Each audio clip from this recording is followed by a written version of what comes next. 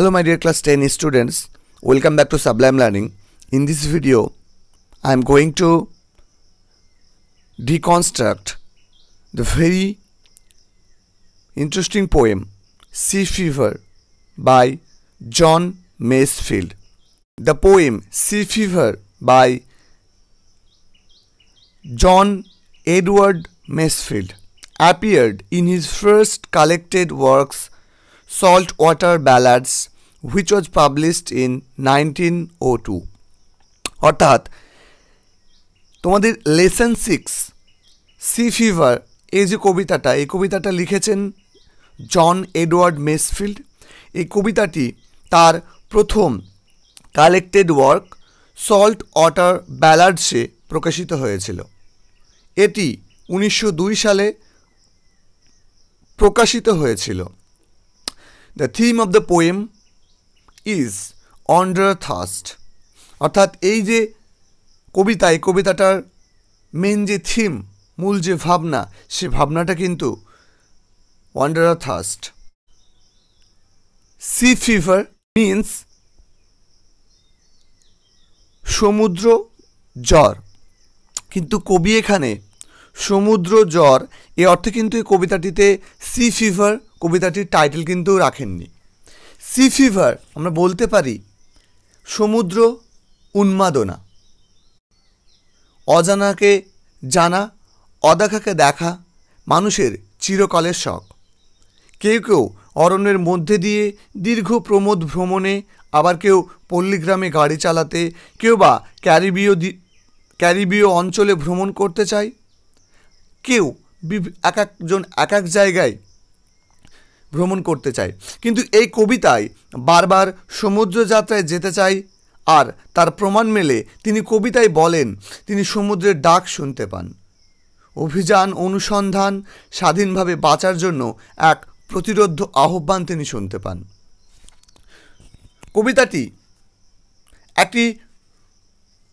কবিতাটিতে একটি রূপক তাৎপর্য অর্থাৎ অ্যালিগোরিক্যাল সিগনিফিক্যান্স আছে, যা কবিতাটির অন্তর্নিহিত অর্থ। মানব জীবন সমুদ্র যাত্রার মতোই। আমাদের জীবনযাত্রা জন্মের সাথে সাথে শুরু হয় আর মৃত্যুর মধ্যে দিয়ে শেষ হয়। From the very title you come to learn that the poet use a compound word sea fever. অর্থাৎ কবিতাটি টাইটেল থেকে আমরা বুঝতে পারছি যে তিনি একটা কম্পাউন্ড ওয়ার্ড ইউজ করেছেন। হিয়ার সি অর্থাৎ এখানে সি বলতে পৃথিবীর উপরিভাগের বিশাল অংশ যা নোনা জলে আবৃত, তাকে তিনি বুঝিয়েছেন। আর ফিভার বলতে চরম উত্তেজনাকে তিনি বুঝিয়েছেন, চরম উন্মাদনাকে তিনি বুঝিয়েছেন, যা কোনো কিছুর পাওয়ার তীব্র ও অপ্রতিরোধ্য ইচ্ছার ফলে ঘটে। এটি পলায়নী প্রবৃত্তির ওপর ভিত্তি করে তৈরি হয়েছে, যা রোমান্টিক কবিতার একটি অন্যতম প্রধান বৈশিষ্ট্য। কবিতায় কবি সমুদ্রে যেতে চান কারণ সমুদ্রের সঙ্গে সংশ্লিষ্ট সমস্ত বিষয় তিনি উপভোগ করতে চান। মাত্র 13 বছর বয়সে তিনি এক বাণিজ্যবাহী জাহাজে শিক্ষানবিশ হিসাবে পালিয়ে গিয়েছিলেন। এবার চলো আমরা কবিতাটা পড়ি এবং কবিতাটার লাইন বাই লাইন মিনিংটা একটু অন্য ধাঁচে বোঝার চেষ্টা করি। আমরা ইতিমধ্যে তোমাদের সঙ্গে দ্য সি ফিভার এই কবিতাটা আমরা ডিকনস্ট্রাক্ট করেছিলাম এর আগের একটা ভিডিওতে। আমরা আজকে একটু অন্য ওয়েতে এই কবিতাটার ডিকনস্ট্রাক্ট করব। So let's get started. দেখো, প্রথমেই বলছে I must go down to the seas again, to the lonely sea and the sky. এখানে কবি বলছে যে অবশ্যই আমি যাব, অবশ্যই আমি আবার যাব নির্জন সমুদ্র আর আকাশে। এখানে তোমরা প্রত্যেকে বুঝতে পারছো the word again indicates that he had already enjoyed the sea life. তোমরা প্রত্যেকে বুঝতে পারছো যে এই যে এগেন শব্দটার মধ্যে দিয়ে কবি বুঝিয়েছেন যে তিনি এর আগে কিন্তু সমুদ্রের যে জীবন, সেই জীবনটাকে তিনি এনজয় করেছেন, জীবনটাকে তিনি উপভোগ করেছেন। আর এই যে I must go down to the seas again, এইটা কিন্তু একটা ট্রান্সফার্ড এপিথেট। ট্রান্সফার্ড এপিথেট বলতে এই যে এখানে লোনলি যে অ্যাডজেক্টিভ, এই অ্যাডজেক্টিভটা actually lonely the very word should be placed before the narrator, ন্যারেটরের আগে বসা উচিত ছিল, but here it has been transferred to the sea, a natural object. এই কারণে আমরা বলবো যে এটা একটা ট্রান্সফার্ড এপিথেট। আবার এই যে এটাকে আমরা হাইপারবোলও বলতে পারি, অর্থাৎ in hyperbole a statement, an object or person is described as a greater or less, better or worse, but actually the object or statement or person is not so। মানে এমনভাবে বর্ণনা করা হয় যেটা সত্যি কিন্তু যে পার্সনটাকে বা যে অবজেক্টটাকে বা যে থিংটাকে বোঝানো হচ্ছে সেটা যতটা ভালোভাবে সেটাকে এক্সপ্লেন করা হয় সেটা ততটাও ভালো নয়, যতটা খারাপভাবে সেটাকে এক্সপ্লেন করা হয় সেটা ততটাও খারাপ নয়। অর্থাৎ এখানে তার গুণের এক্সাজারেট করা হয়, অর্থাৎ গুণটাকে নিয়ে বাড়িয়ে বলা হয়, সেটাই হচ্ছে হাইপারবোল।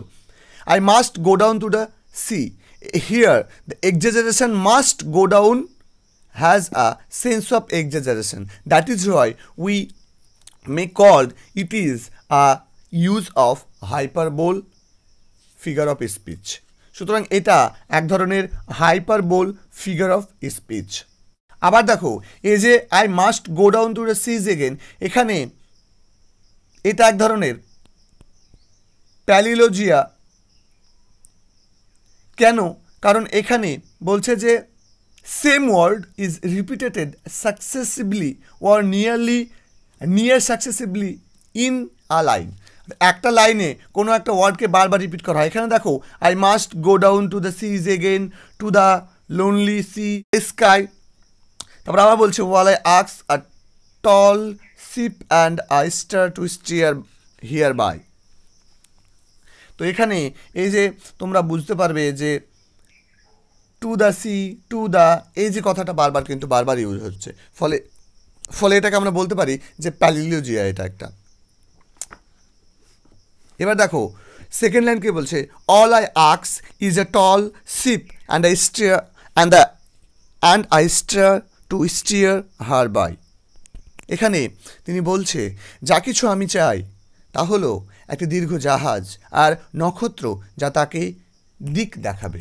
অর্থাৎ তিনি বলছেন যে তিনি একটা দীর্ঘ জাহাজ চান আর তার সাথে সাথে তিনি একটা চান নক্ষত্র যেটা তাকে দিক প্রদর্শন করবে। Actually I star to steer her by saying this very phrase the poet wants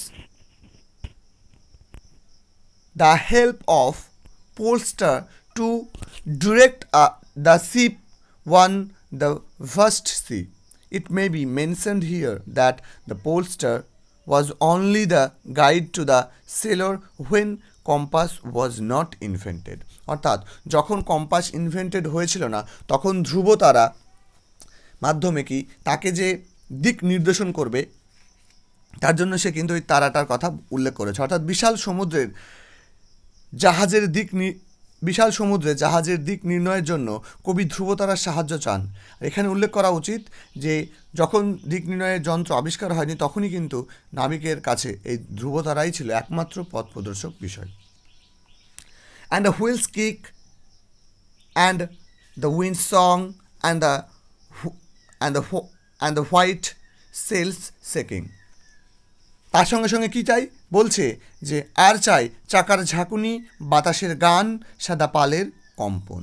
অর্থাৎ এখানে দেখো এখানে যে wheels kick actually kick refers to sudden jerk caused by steering wheel when ship starts moving. অর্থাৎ যখন শিপ চলতে শুরু করেছে তখন এই যে শিপের দ্বারা হঠাৎ এক ধরনের ঝাঁকুনি সেটাকে বলা হচ্ছে হুইলস কিক। অর্থাৎ a sudden left or right jerk of the wheels of the sea. সমুদ্রের জাহাজের চাকার বাম দিকে এবং ডান দিকে যে ঝাঁকুনি সেটাই কিন্তু এখানে হুইলস কিক বলা হয়েছে। A grey mist on the seas face and a grey dawn breaking. এখানে এই যে grey mist, grey dawn, breaking, এর মধ্যে দিয়ে কিন্তু কবি একটা রিয়ালিস্টিক পিকচার অফ সি, মানে the poet wants to share a realistic picture of sea, অর্থাৎ এখানে কবি একটা রিয়ালিস্টিক পিকচার শেয়ার করার চেষ্টা করেছেন। তিনি বলছেন যে আর সমুদ্র বক্ষে ধূসর কুয়াশা আর ধূসর কুয়াশার মাঝে উষার আগমন, এই বিষয়গুলো তিনি কি করেন, তিনি চাচ্ছেন, অর্থাৎ তিনি এই সমস্ত বিষয়গুলোকে উপভোগ করতে চাইছেন সমুদ্র যাত্রার মধ্যে দিয়ে। তিনি আবার বলছেন, I must go down to the seas again for the call of running tide, বলছে যে আমি অবশ্যই আবার সমুদ্রে যাব, for the call of running tide, এখানে বলছে কারণ অবিশ্রান্ত জোয়ার ভাটার ডাক, কারণ হিসেবে তিনি বলছেন যে অবিশ্রান্ত জোয়ার ভাটা যেন তাকে ডাকছে। Is a wild called and a clear call they that not be denied, বলছে এটা একটা ওয়াইল্ড কল বলতে অ্যাকচুয়ালি এখানে যেটা বোঝানো হয়েছে সেটা হচ্ছে যে উন্মত্ত বা উত্তাল একটা ডাক, যেটা একটা স্পষ্ট ডাক, যেটা কি না কোনো রকমভাবে যে ডাকটাতে সাড়া না দিয়ে পারা যায় না, এমন একটা ডাক। অ্যান্ড ওয়ালে আক্স is a windy day with the white clouds flying, আর বলছে আর যা কিছু আমি চাই তা হলো এক ঝোড়ো দিন আর আকাশে উড়ে চলা সাদা মেঘমালা, অর্থাৎ কবি বলছেন যে এই যে একটা সুন্দর, একটা উন্মত্ত পরিষ্কার ডাক, যেটা কিনা অস্বীকার করা যায় না, এই ডাকের সাথে সাথে তিনি চাচ্ছেন একটা ঝোড়ো দিন এবং আকাশে উড়ে চলা সাদা মেঘমালা, মানে একটা তিনি বিপদসংকুল দিন চাইছেন, যার ফলে তিনি সমুদ্র যাত্রাটাকে বেশ ভালো করে উপভোগ করতে পারবেন। এই কারণে তিনি এরকম একটা দিন চাইছেন। তিনি তার পরের লাইনেই বলছেন, and the flung spray and the brown spume and the sea girls crying, তিনি বলছে তিনি আর কি চান, তাকে এখানে ফ্লাং বলতে উৎক্ষিপ্ত, আর স্প্রে বলতে জলকণা,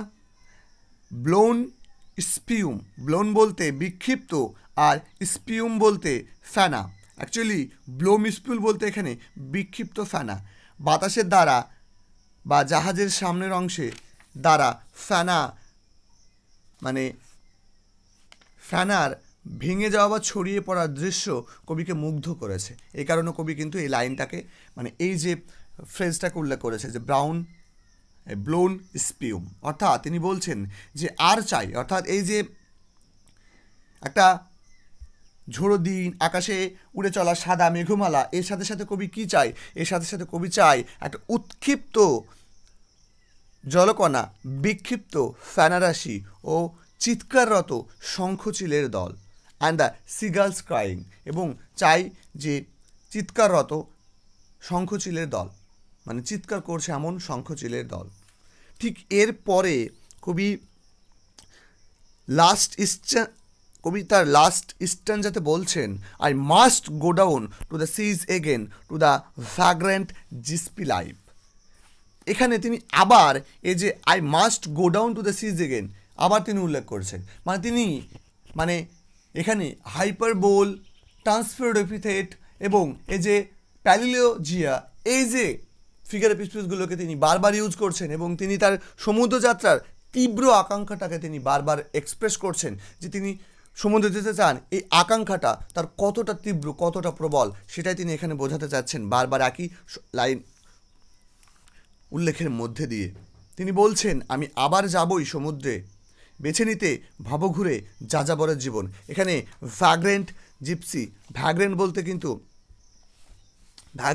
লাইফ বলতে তিনি ভবঘুরে যাযাবরের জীবন তিনি বেছে নিতে চেয়েছেন। আর এই সমস্ত ফ্রেজগুলোর মধ্যে দিয়ে কবি বোঝাতে চেয়েছেন তার স্ট্রং ডিজায়ারটাকে বোঝাতে চেয়েছে। অ্যাকচুয়ালি এই যে দ্য ফ্র্যাগ্রেন্ট সি লাইফ এর মধ্যে দিয়ে তিনি স্বাধীনতা স্বাতন্ত্র্যের আবেশ তৈরি করেছেন। এসব বলিষ্ঠ ইমেজের মধ্যে দিয়ে তিনি পাঠক মহলকে বুঝতে সাহায্য করেছেন কেন তিনি আবার সমুদ্রে ফিরে যাবেন। To the girls way and the wheels way where the winds like a whetted knife. বলছে যে ঘুরে বেড়াবো শঙ্খচিলের মতো আর তিমির মতো। তিনি ঘুরে বেড়াতে চান কার মতো? শঙ্খচিলের মতো আর তিমির মতো, মানে gull's way and the wheels way, মানে এই যে শঙ্খচিলেরা যেমনভাবে, এখানে ওয়ে বলতে মানে তাদের ঘোড়ার প্রকৃতিটাকে বোঝানো হয়েছে, যে শঙ্খচিল যেভাবে ওড়ে, যেভাবে তিমি মাছ ঘুরে বেড়ায়, ঠিক তেমনভাবে তিনি ঘুরতে চায়। আর যেথায় বাতাস বয় শানিত ছুরির ন্যায়, যেখানে বাতাস বয় শানিত ছুরির ন্যায়, মানে যেখানে বাতাস গায়ে লাগলে মনে হবে যেন ওই বাতাস গায়ে লাগার সঙ্গে সঙ্গে যেন ত্বকে আঘাত হচ্ছে, যেন মনে হয় যেন ত্বকে হঠাৎ করে সূচ ফুটছে, বা একটা ছুরির আঘাতে মনে হচ্ছে যেন যেখানে বাতাসটা এসে লাগছে সেই জায়গাটা যেন কেটে যাচ্ছে, অর্থাৎ শানিত ছুরির ন্যায় বাতাস তিনি চাচ্ছেন। এগুলো এক ধরনের ইমেজ, একটা রিয়েলিস্টিক একটা তিনি ইমেজ ক্রিয়েট করেছেন, এবং এর মধ্যে দিয়ে তিনি কিন্তু কী করেছেন? তিনি কিন্তু তার মনের তীব্র আকাঙ্ক্ষাটাকে তিনি বোঝাতে চেয়েছেন। তিনি সমুদ্রের যে বিপদসংকুল আবহাওয়া, সমুদ্রের যে ইমেজ, সমুদ্রের যে লাইফ, সমুদ্রের যে অ্যাকচুয়াল, যে সমুদ্রে যাওয়ার ফলে যে সমস্ত পরিস্থিতির শিকার মানুষ হয়, সে সমস্ত পরিস্থিতিগুলোকে তিনি উপভোগ করতে চেয়েছেন, এবং সেগুলোকে কাটিয়ে তিনি একবার এসেছেন, তাই তিনি আবার সেই সমুদ্রে যাওয়ার তীব্র আকাঙ্ক্ষাটাকে প্রকাশ করেছেন। And all I ask is a merry yarn from a laughing fellow rover. এখানে মেরি ইয়ার্ন বলতে, মেরি ইয়ার্ন ভালো করে মনে রাখবে, এই যে মেরি ইয়ার্ন বলতে কিন্তু এখানে মেরি বলতে মজাদার, ইয়ার্ন বলতে গল্প, লাফিং বলতে মানে সহাস্য, মানে ওই হাসি মুখ থাকা, ফেলো মানে সহকর্মী, রভার মানে নাবিক। বলছে যে এবং যা কিছু আমি চাই তা হলো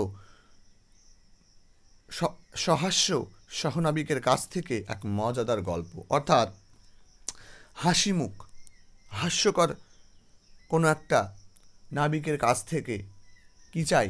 তিনি একটা মজাদার গল্প শুনতে চান, অর্থাৎ তিনি সমুদ্রপথে জাহাজে করে ভ্রমণ করতে চান, জাহাজে করে তিনি ঘুরে বেড়াতে চান সমুদ্রে, এবং জাহাজ চালকের কাছ থেকে তিনি চান জাহাজ চালক যেন হাসির ব্যক্তি থাকে, অর্থাৎ তার মুখটা যেন সহাস্য থাকে সবসময়ের জন্য, এমন নাবিক তিনি চান, সহনাবিক তিনি চান, এবং তিনি তার কাছ থেকে মজার তিনি গল্প শুনতে চান। And quiet sleep and a sweet dream when the long tricks over. এবং বলছে আর দীর্ঘ ভ্রমণ শেষে শান্তির ঘুম ও মিষ্টি মধুর স্বপ্ন। অর্থাৎ তিনি বলছেন যে তার ভ্রমণ শেষে তিনি সহনাবিকের কাছ থেকে মজাদার গল্প শুনবেন, তারপর তিনি ঘুমোবেন আর একটি মধুর স্বপ্ন দেখবেন। অর্থাৎ এই যে তার কাছ থেকে তার কী করবে, যখন তাদের এই যে দীর্ঘ ভ্রমণ শেষ হয়ে যাবে, তখন তিনি শান্তির ঘুম এবং শান্তির ঘুমের সাথে তিনি মিষ্টি মধুর স্বপ্ন দেখবেন, এই কল্পনাটা তিনি করছেন। তো এখানে লং ট্রিক্স ওভার বলতে দীর্ঘ সমুদ্র যাত্রাকে কবি বুঝিয়েছেন। তো এই ছিল তোমাদের কবিতাটির লাইন বাই লাইন অ্যানালাইসিস। আমি তোমাদেরকে বোঝানোর চেষ্টা করলাম কবিতাটা কেমন লাগলো, তোমরা একটু আমাকে কমেন্ট করে জানাবে। দেখা হবে পরবর্তী অন্য কোনো তোমাদের মাধ্যমিকের ভিডিওতে। ততক্ষণ পর্যন্ত নিজের খেয়াল রেখো, সুস্থ থেকো, সুন্দর থেকো। After all, thanks for watching.